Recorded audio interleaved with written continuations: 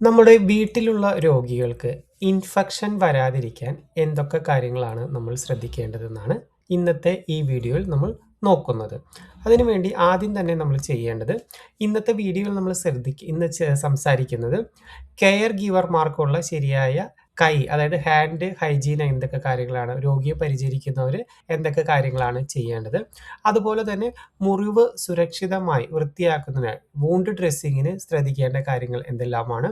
അതുപോലെ തന്നെ പ്രതിരോധ ശേഷി കുറവുള്ള രോഗികളെ നമുക്ക് എങ്ങനെ സംരക്ഷിക്കാൻ, അവർക്ക് ഇൻഫെക്ഷൻ വരാതെ എന്തൊക്കെ കാര്യങ്ങളാണ് ശ്രദ്ധിക്കേണ്ടത്. ഈ 3 കാര്യങ്ങളാണ് ഇന്നത്തെ ഈ വീഡിയോയിൽ ഉൾക്കൊള്ളിച്ചിരിക്കുന്നത്.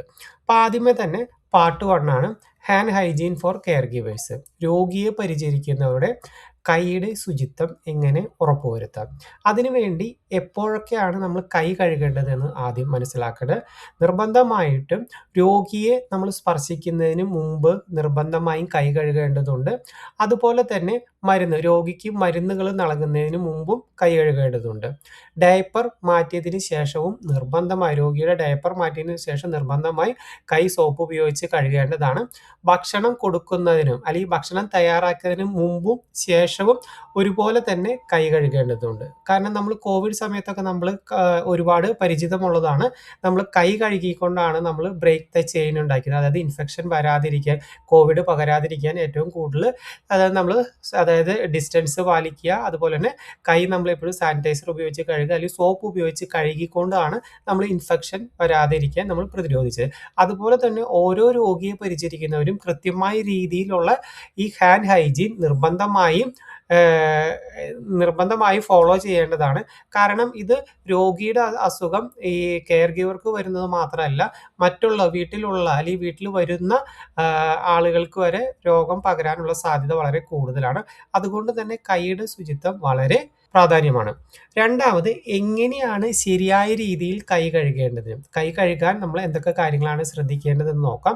ആദ്യം തന്നെ സോപ്പും വെള്ളവും ഉപയോഗിച്ച് മിനിമം 20 സെക്കൻഡെങ്കിലും കൈ കഴുകണം. ജസ്റ്റ് സോപ്പ് കാണിച്ച് വെള്ളം കഴിച്ചിട്ട് ജസ്റ്റ് ഒന്ന് ഉരച്ച് എടുക്കൽ മാത്രമല്ല, കൃത്യമായി മിനിമം 20 സെക്കൻഡ് കൈ കഴുകണം. അതിന് കൈ കഴുകണം ശ്രദ്ധിക്കേണ്ടത് കൈയുടെ ഉൾഭാഗം മാത്രം സോപ്പ് ഉപയോഗിച്ച് കഴുകലല്ല, കൈയുടെ പുറഭാഗം, നഖങ്ങൾക്കിടയിൽ, വിരലുകൾക്കിടയിൽ, അതുപോലെ തന്നെ ഈ ഭാഗത്ത് കൈയുടെ മുഴുവൻ എല്ലാ ഭാഗത്തും നമ്മൾ കൃത്യമായി ഹാൻഡ് ഹൈജീൻ നമ്മൾ നിർബന്ധമായി ഫോളോ ചെയ്യേണ്ടതാണ്.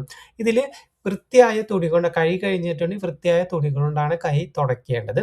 ഇതിൽ സാനിറ്റൈസർ ഉപയോഗിക്കാം, തെറ്റില്ല. പക്ഷെ നമ്മുടെ കയ്യിൽ എന്തെങ്കിലും മാലിന്യങ്ങൾ ഉണ്ടെങ്കിൽ ഒരു കാരണവശാലും സാനിറ്റൈസർ ഉപയോഗിക്കുന്നതല്ല നല്ലത്. എപ്പോഴും അങ്ങനെയുള്ള അവസരങ്ങളിൽ നമ്മൾ കൃത്യമായിട്ട് സോപ്പും വെള്ളവും ഉപയോഗിച്ചിട്ടാണ് കൈ കഴുകേണ്ടത്. കൈ കഴുകേണ്ടതിൻ്റെ യഥാർത്ഥ ടെക്നിക്ക് ഓൾമോസ്റ്റ് 7 സ്റ്റെപ്പിലൂടെയാണ് നോക്കേണ്ടത്. ആദ്യം തന്നെ വെള്ളം എടുക്കുക, നമ്മൾ കൈ ഉൾഭാഗം തുടയ്ക്കുക, അതുകൊണ്ട് പിൻഭാഗം കഴുകുക, കൈക്ക് വിരലുകൾക്കിടയിൽ കഴുകുക, നഖങ്ങളുടെ ഇടയിൽ കഴുകുക.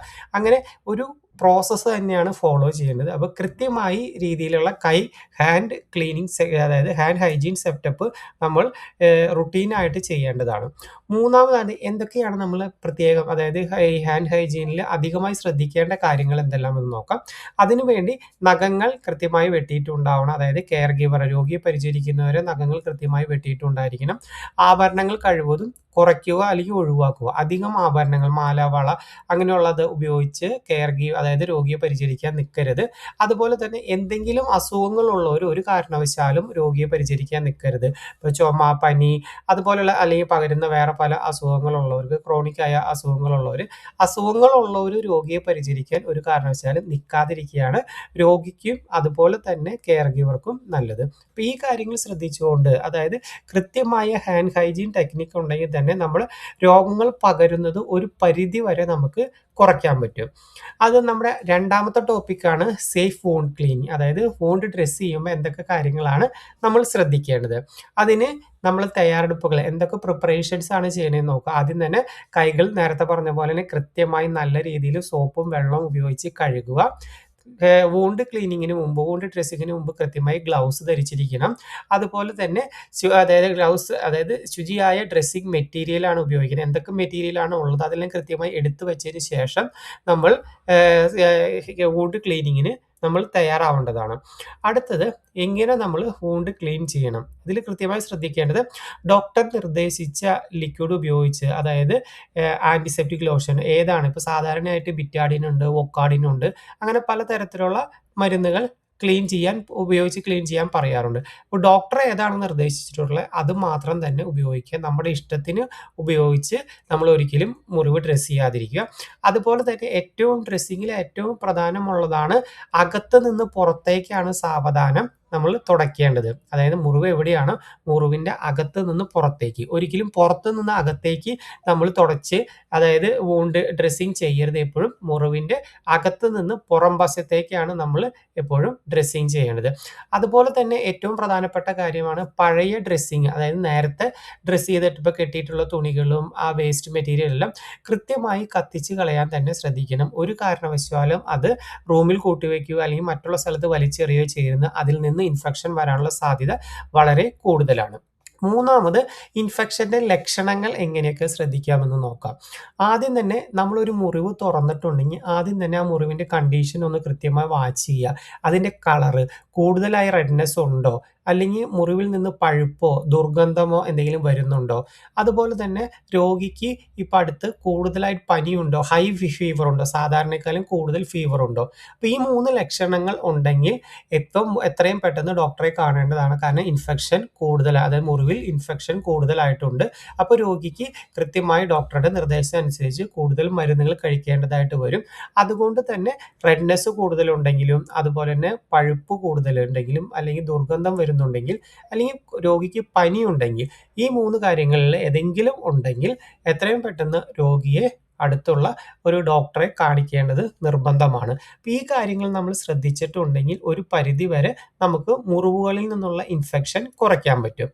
നമ്മുടെ മൂന്നാമത്തെ പാർട്ടാണ് protecting low immunity patient. Low immunity patient എന്ന് പറഞ്ഞിട്ടുണ്ടെങ്കിൽ ക്യാൻസർ രോഗികൾ, മുതിർന്ന എൽഡർലി പീപ്പിൾ, അല്ലെങ്കിൽ ഇപ്പോൾ പോസ്റ്റ് സർജറി രോഗികൾ, ഇങ്ങനെയുള്ള രോഗികളെ എങ്ങനെയാണ്, അവരുടെ ഇമ്മ്യൂണിറ്റി കുറവായിരിക്കും. അപ്പോൾ അങ്ങനെയുള്ള ലോ ഇമ്മ്യൂണിറ്റി ആയ രോഗപ്രതിരോധ ശേഷി ഉള്ള രോഗികളുടെ എങ്ങനെ നമ്മൾ അവരെ സംരക്ഷിക്കുമെന്ന് നോക്കാം. ആദ്യം തന്നെ നമ്മൾ ഏറ്റവും കൂടുതൽ പ്രാധാന്യം നൽകേണ്ടത് വീട്ടിലെ പരിസരം നമ്മൾ ക്ലീനായി ശുചിയായി സൂക്ഷിക്കുക എന്നതാണ്. ദിവസവും പൊടികളെല്ലാം വാക്വം ക്ലീനർ വെച്ച് ക്ലീൻ ചെയ്യുക, നല്ല രീതിയിൽ തുടയ്ക്കുക, ഡസ്റ്റുകളൊന്നും വരാതിരിക്കുക. അതുപോലെ തന്നെ രോഗിയുടെ ബെഡ്ഷീറ്റ്, പില്ലോ കവർ, അതുപോലെ രോഗിയുടെ ഡ്രസ്സുകൾ എല്ലാ ദിവസവും കൃത്യമായി മാറ്റുക. നല്ല ഉണങ്ങി, അതായത് അലക്കി ഉണങ്ങിയ ഡ്രസ്സുകൾ, പില്ലോ കവറുകൾ, അതുപോലെ തന്നെ ബെഡ്ഷീറ്റുകൾ തന്നെ എല്ലാ ദിവസവും കൃത്യമായി മാറുന്നുണ്ടെന്ന് കൃത്യമായി ഉറപ്പുവരുത്തുക. കാരണം ഇതൊരു ഇൻഫെക്ഷൻ വരാൻ അല്ലെങ്കിൽ ഇൻഫെക്ഷൻ പടരാനുള്ളതിൻ്റെ പ്രധാനപ്പെട്ട ഒരു ഏരിയയാണ്. അടുത്തത് നമ്മൾ ശ്രദ്ധിക്കേണ്ടത് ഇങ്ങനെയുള്ള രോഗികളുടെ അടുത്ത് പരമാവധി വിസിറ്റേഴ്സിനെ കുറയ്ക്കുവാനാണ് ശ്രദ്ധിക്കേണ്ടത്. ചുമ, പനിയുള്ളവരെ ഒരിക്കലും ഇങ്ങനെയുള്ള രോഗികളുടെ അടുത്തേക്ക് വിടാതിരിക്കുക, അവരെ കാണാൻ വരുന്നത്. അതുപോലെ ചെറിയ കുട്ടികളുണ്ടെങ്കിൽ ചെറിയ കുട്ടികളെ അവരിൽ നിന്ന് മാറ്റി നിർത്താൻ ശ്രമിക്കുക. അപ്പോൾ നമ്മൾ വിസിറ്റേഴ്സിനെ ഒരു പരിധി വരെ കുറയ്ക്കുന്നത് മൂലം ഇൻഫെക്ഷൻ പകരാനുള്ള സാധ്യത വളരെ നമുക്ക് കുറയ്ക്കാവുന്നതാണ്. അടുത്തത് നമുക്ക് ഇങ്ങനെയുള്ള ലോ ഇമ്മ്യൂണിറ്റി പേഷ്യൻറ്റിന് ഏറ്റവും പ്രധാനമാണ് അതായത് സുരക്ഷിതമായ ഭക്ഷണം പൂർണ്ണമായും നല്ല രീതിയിൽ പാചകം ചെയ്ത ഭക്ഷണം മാത്രം കൊടുക്കുക. അതായത് പാചകം ചെയ്യാതെ ഹാഫ് കുക്ക്ഡ് അങ്ങനെയുള്ള ഭക്ഷണങ്ങൾ ഒരു കാരണവശാലും കൊടുക്കാതിരിക്കുക. പൂർണ്ണമായി കുക്ക് ചെയ്ത ഫുഡ് മാത്രമാണ് അവർക്ക് കൊടുക്കേണ്ടത്. അതുപോലെ തന്നെ ഇപ്പോൾ ഫ്രൂട്ട്സ് കൊടുക്കുമ്പോൾ കൃത്യമായി നല്ല രീതിയിൽ കഴുകി നല്ല രീതിയിൽ വാഷ് ചെയ്തു എന്ന് ഉറപ്പുവരുത്തുക. അതിൽ നിന്ന് ഇൻഫെക്ഷനും അല്ലെങ്കിൽ മറ്റുള്ള പുറത്തെ കാര്യങ്ങളൊക്കെ അവർക്ക് കിട്ടാൻ സാധ്യത വളരെ കൂടുതലാണ്. അതുകൊണ്ട് തന്നെ ഫ്രൂട്ട്സൊക്കെ നല്ല രീതിയിൽ കഴുകിയ, ഇപ്പോൾ മഞ്ഞപ്പൊടിയിലിട്ട് വെക്കുന്നവരുണ്ട്. അപ്പോൾ കുറച്ച് നല്ല സമയമെടുത്ത് നന്നായി കഴുകി എന്ന് ഉറപ്പുവരുത്തിയതിന് ശേഷം മാത്രമാണ് രോഗിക്ക് കൊടുക്കേണ്ടത്. എപ്പോഴും തിളപ്പിച്ച വെള്ളമാണ് കുടിക്കാൻ കൊടുക്കേണ്ടത്. കാരണം എന്താ വെച്ചാൽ വെള്ളത്തിലൂടെ അസുഖങ്ങൾ പകരാനുള്ള സാധ്യത വളരെ കൂടുതലാണ്. അതായത് ആദ്യമേ തന്നെ അവർ ഇമ്മ്യൂണിറ്റി കുറവുള്ളവരാണ്. അപ്പം അങ്ങനെയുള്ള രോഗികൾക്ക് മറ്റുള്ള അസുഖങ്ങൾ പെട്ടെന്ന് പിടിപെടാനുള്ള സാധ്യത കൂടുതലാണ്. അപ്പം അതുകൊണ്ട് തന്നെ ഭക്ഷണം പൂർണ്ണമായി പാചകം ചെയ്യുക, പഴങ്ങൾ കഴുകി കൊടുക്കുക, അതുപോലെ തന്നെ തിളപ്പിച്ചാറിയ വെള്ളം മാത്രം അവർക്ക് കുടിക്കാനാണ് കൊടുക്കേണ്ടത്. നമുക്ക് ഒരു വീട്ടിൽ ഇൻഫെക്ഷൻ തടയുന്നത് വഴി ഒരു വലിയ ഒരു ഹോസ്പിറ്റൽ, അതായത് വാസം നമുക്ക് ഒഴിവാക്കാൻ സാധിക്കും. എപ്പോഴും നമ്മൾ ശ്രദ്ധിക്കേണ്ടത് ശുചിത്വം, ശ്രദ്ധ, മുൻകരുതൽ. ഈ 3 കാര്യങ്ങൾ ശുചിത്വം, ശ്രദ്ധ, മുൻകരുതൽ ഉണ്ടെങ്കിൽ ഈ 3 കാര്യങ്ങൾ ഉറപ്പുവരുത്തിയിട്ടുണ്ടെങ്കിൽ നമ്മൾ രോഗിയുടെ ആരോഗ്യം നമുക്ക് സംരക്ഷിക്കുന്നത് ഉറപ്പുവരുത്താം. എവിടെയൊക്കെയാണ് നമ്മൾ ശുചിത്വത്തിൽ അല്ലെങ്കിൽ ശ്രദ്ധയിൽ മുൻകരുതലുകൾ ഇതെല്ലാം പാളിപ്പോകുന്നത് അവിടെയൊക്കെ ഇൻഫെക്ഷൻ വരാനുള്ള സാധ്യത കൂടുതലാണ്. എപ്പോഴും രോഗിയെ ഹോസ്പിറ്റലിൽ നിന്ന് ഡിസ്ചാർജ് ചെയ്ത് വന്ന രോഗി പൂർണ്ണമായ ആരോഗ്യത്തിൽ എത്തിയിട്ടില്ല എന്ന് മനസ്സിലാക്കുക. അവർക്ക് ആഫ്റ്റർ പോസ്റ്റ് ഹോസ്പിറ്റൽ കെയർ അത്യാവശ്യമാണ്. അപ്പം അങ്ങനെയുള്ള കാര്യങ്ങൾ നമ്മൾ മുൻകൂട്ടി കണ്ടുകൊണ്ട് തന്നെ അവർക്ക് നല്ല രീതിയിലുള്ള ഒരു കെയർ ആണ് കൊടുക്കേണ്ടത്. അതുപോലെ തന്നെ എവിടെയൊക്കെ നമുക്ക് ഇൻഫെക്ഷൻ വരാൻ ഇപ്പം നേരത്തെ ആദ്യത്തെ ടോപ്പിക്കിൽ നമ്മൾ പറഞ്ഞത് ഹാൻഡ് അതായത് ക്ലീൻ ചെയ്യുന്ന ടെക്നിക്കാണ്. രണ്ടാമത് നമ്മൾ വൂണ്ട് ക്ലീനിങ് പറഞ്ഞു. മൂന്നാമത് നമ്മൾ പറഞ്ഞതാണ് ലോ ഇമ്മ്യൂണിറ്റി ഉള്ളവരെ എങ്ങനെയൊക്കെ നമുക്ക് പ്രൊട്ടക്ട് ചെയ്യാം. അപ്പോൾ ഈ കാര്യങ്ങളൊക്കെ കൃത്യമായി മനസ്സിലാക്കിക്കൊണ്ട് ഒരിക്കലും ഇതിലൊരു പാളിച്ച വരാതെ അത് ശുചിത്വത്തിലായാലും ശ്രദ്ധയിലും മുൻകരുതലുകളൊക്കെ നമ്മൾ കൃത്യമായി പാലിച്ചുകൊണ്ട് നമ്മൾ മുന്നോട്ട് പോയിട്ടുണ്ടെങ്കിൽ ഈ രോഗികൾക്ക് ഒരിക്കലും വീണ്ടും ഒരു ഇൻഫെക്ഷൻ വന്നുകൊണ്ട് വീണ്ടും രണ്ടാമതൊരു ഹോസ്പിറ്റൽ അഡ്മിഷനിലേക്ക് പോകുന്ന സാഹചര്യം നമുക്ക് ഒഴിവാക്കാൻ പറ്റും. ഈ കാര്യങ്ങളെല്ലാം കൃത്യമായി ശ്രദ്ധിക്കാൻ നമുക്ക് എല്ലാവർക്കും കഴിയട്ടെ എന്ന് ആഗ്രഹിക്കുന്നു.